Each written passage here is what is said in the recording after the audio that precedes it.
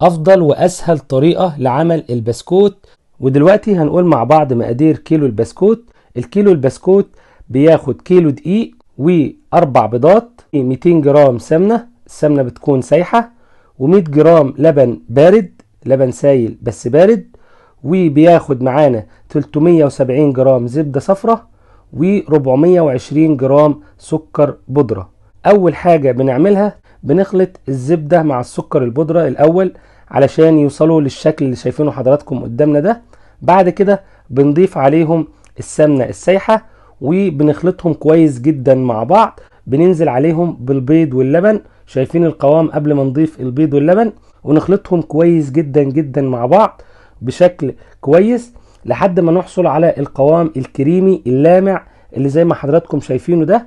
بنقلب الدقيق على البودر كويس ونخلي البودر يختفي جوه الدقيق كده. بعد ما بنضيف الدقيق، التقليب يكون بشكل بالراحة، تفعيص كده، نفعص في العجين كده بالراحة علشان الدقيق يدخل في المكونات من غير ما ياخد عرق، من غير ما يبقى معاه فيه عرق كبير يتعبنا في الصب.